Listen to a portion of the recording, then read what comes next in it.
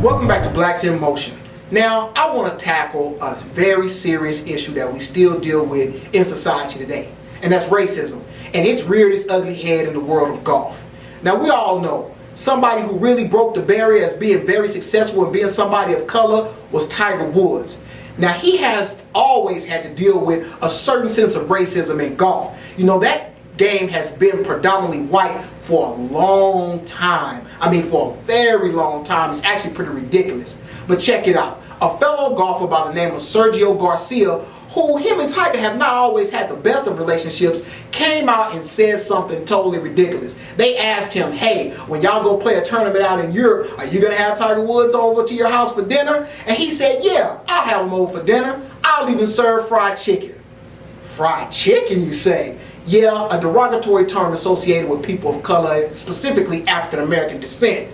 And that's how he sees Tiger. Now, Tiger might not see himself that way. Matter of fact, he called himself Cobbling Asian because he has Asian and black and a whole other mixture of backgrounds in his ethnicity. Now, if you remember in 1997, after Tiger won the Masters, there was another golfer by the name of Fuzzy Zellers that came out and said, hey, you know, since the Masters champion, he gets to pick what we eat at dinner the next year. I guess Tiger's going to serve fried chicken and collard greens and blah, blah.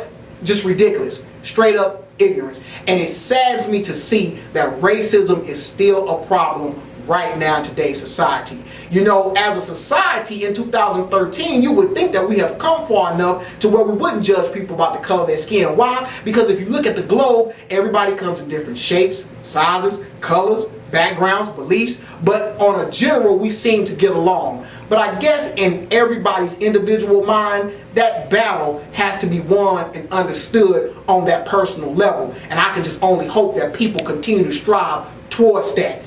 And you know, racism is kind of a symptom of something else that's created by society, and that's a superiority complex. Somebody always has to be superior to someone else. Whoever came up with that, man, y'all need to go jump off a bridge. And yeah, I literally mean that. All of us should be created equal. Yes, there are some haves and there are some have-nots. And some of those circumstances we can't control.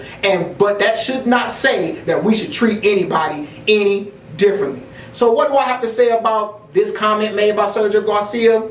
Pure stupidity. That dude needs to pick up a book. That dude needs to hang around some more people. He needs to become more holistic and worldly in his thoughts. Because if he was really being serious about it, you know, Tiger Woods, again, like I said, doesn't think of himself as the most black person on the globe. But yet the only derogatory thing that he can think of in that moment was a fried chicken joke. And the bad thing about it is he's a European.